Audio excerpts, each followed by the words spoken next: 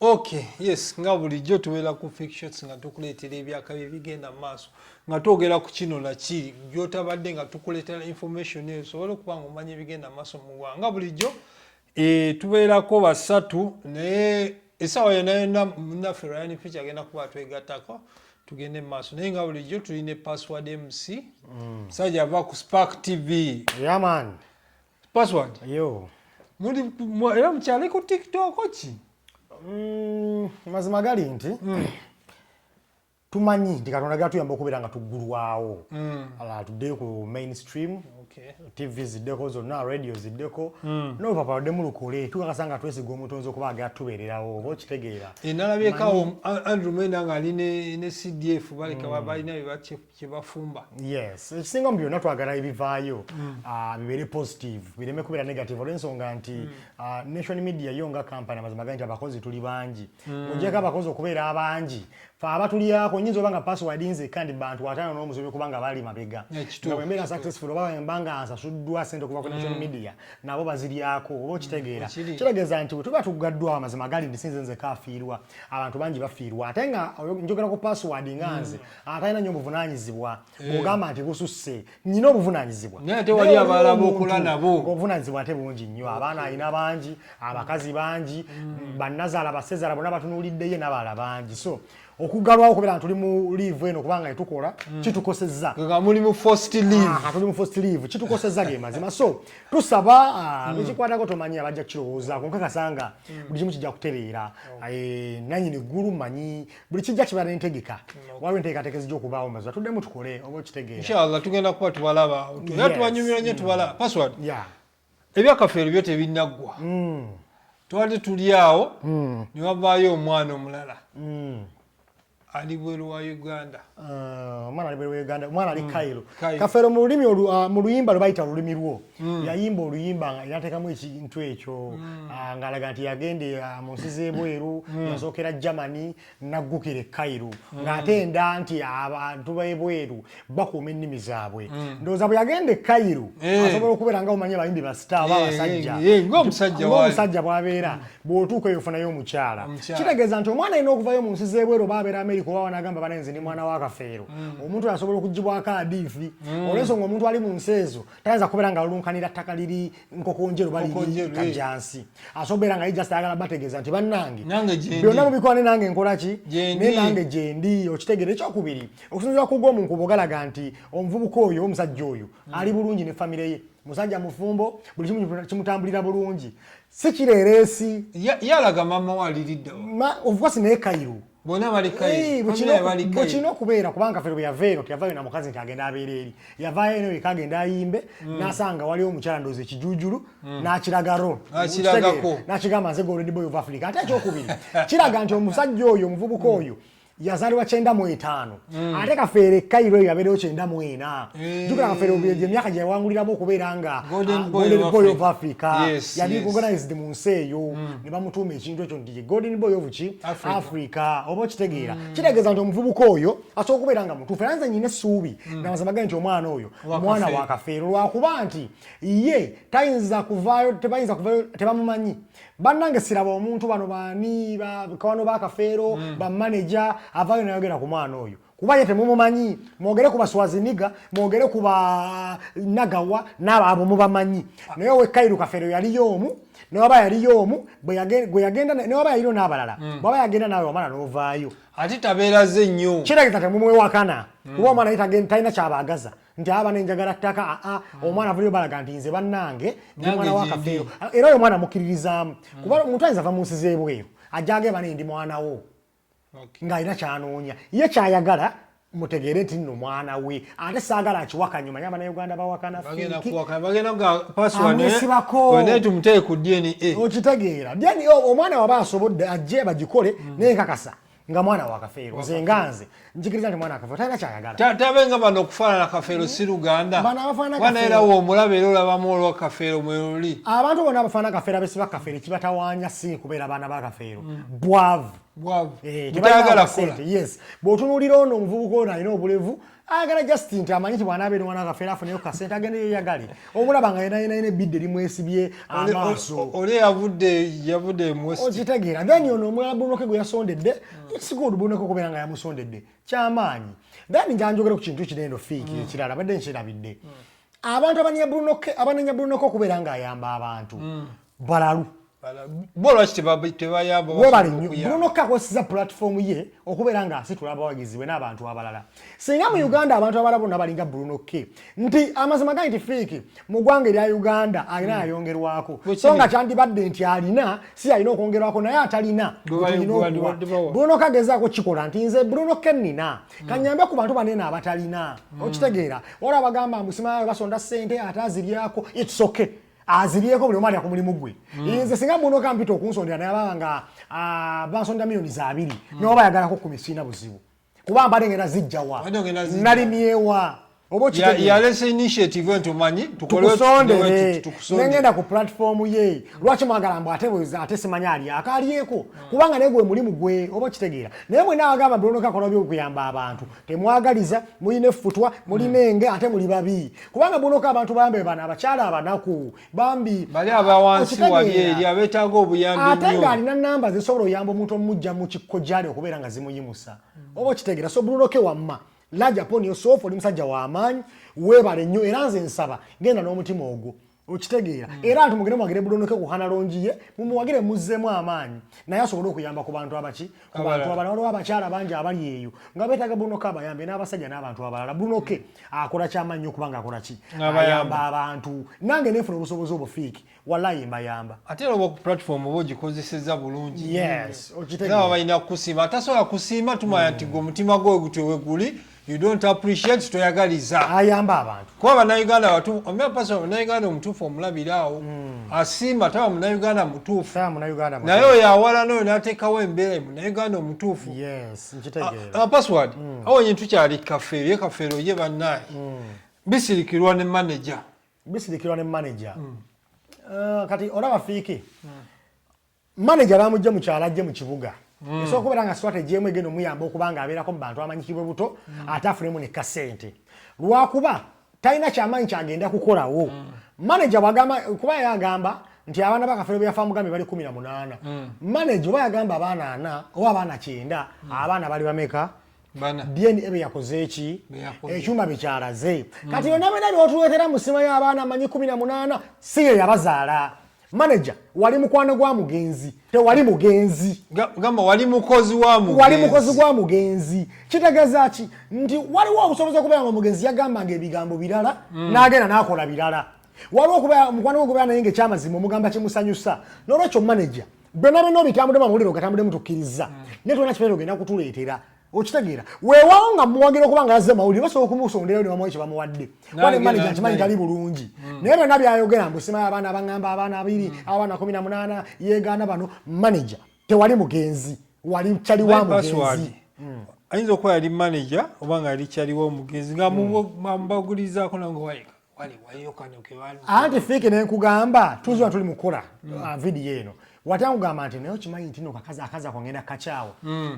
nengenda atenze nenkawasa buwasa mbagambe nti ngenda kakola ki Kafeero byagambanga manager sibe tuyimirirako tuyimirira ku biriwo nti DNA yafuza abaana bameka abaana bana manager na kyayogedde n'agamba mbu bisirikirwa yajjamu embuto za Kafeero kati kino kankikubuulireko fiiki mu nsonga zino zonna eziruwa eza Kafeero Victoria edda wa bisirikirwa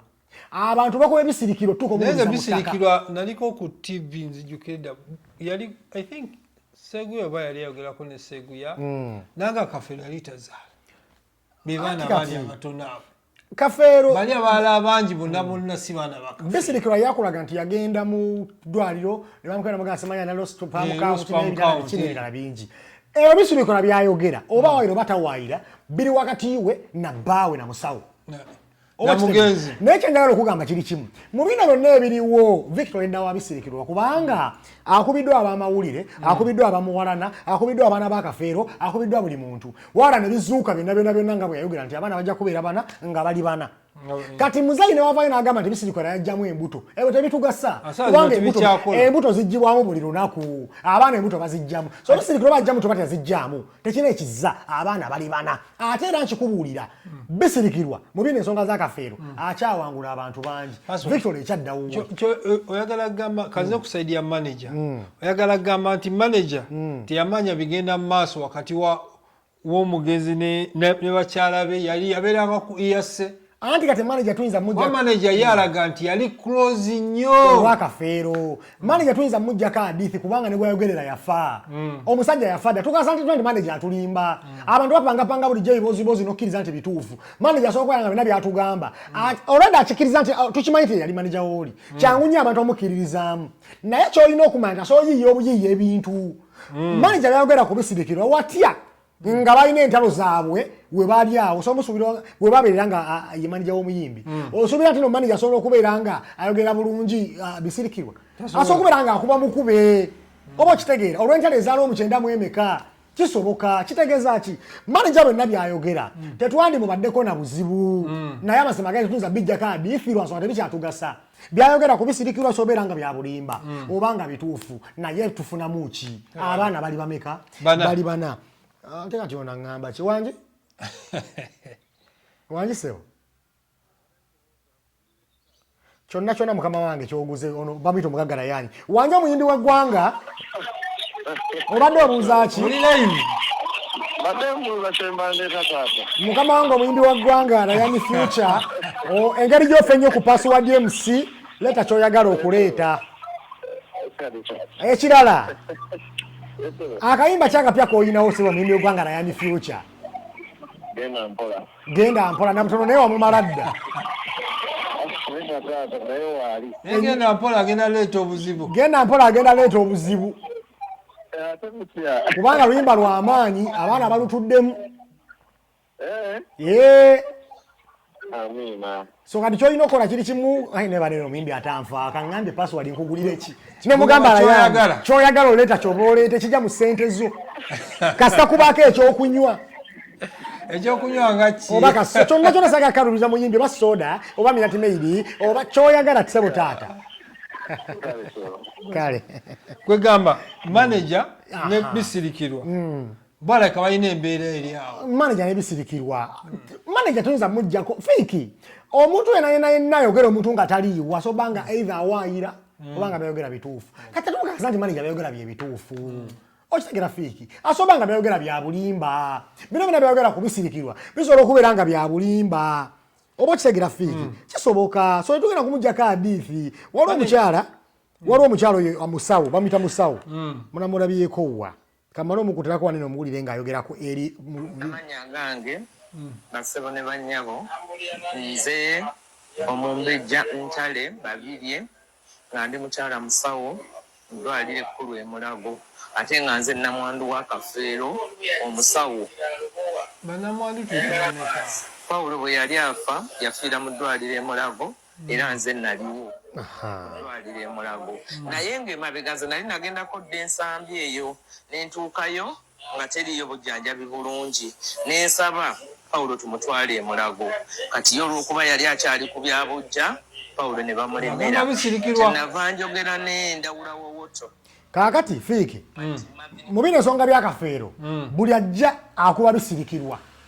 naye tujjukire enjogera y'Abaganda egamba nti omuntu oguliko ebibala buli omu gwayettanira oba okitegeera sigenda gamba nti bisirikirwa yali mulungi ze saaliwo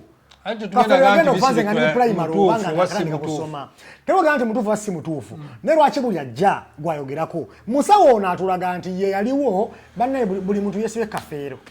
buli muntu yeesibe Kafeero bwe mwagamba yafa nze amuliko yankutokera mu ngalo yakutukira ku bigere manager yafa wendi mukwano gwe najja yafa ebigere ebinza bikutte bannaye mwesibe Kafeero nono musawo atugambye Kafeero bwe yali afa nze yaliwo kambuuza ekibuuzo Kafeero okufanga we muli mufunamu ki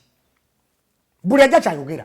anti bagirabanga attachment werabayo omuntu abana authority yogera Kafeero ngenda kusaba buli muntu ngakozeyo statement kati bagireke tukitegedde kubanga Kafeero kufanga wete kinene kigatta ku ggwanga tekitugattako gamba bugambi bannaye nze gundi Kafeero mumanyi baleka kugamba Kafeero bwe yali afa omuko gusembayo nze yaliwo namulabanga sabwati nakkiriza bakisusiza oba kitegeera tukimanyi yafa obaani yaliwo tetwagala kola kikumanya ekyokubiri musawo alina wagambidde nti bisirikirwa yalemera omulwadde okuba alina obujja abakazi bonna balina obujja ne musawo okwogera bino akyalina obujja kubisirikirwa okitegedde abakazi obategeera era kyali kimukoze kyamutwala emulago ye abatekinga oli abeera under her custody nabisirikirwa ng'omukazi yalina okuganira bbawo abeerewo ekyo kibeera omubajja n'abajja saagala giretenga point tugamba nti bisirikirwa yalemera omulwadde newe yandibadde ye newe yandibadde maama wange kubanga abakazi omubeera abangi mwagala mwemutekinga ova bagambe nti omusajja ono wange bisuka kyakola kituufu bukirina okubeera kati ate era okulaga nti n'omusawo era akyalina obujja lwaki olowooza point agireeta ne kati obujja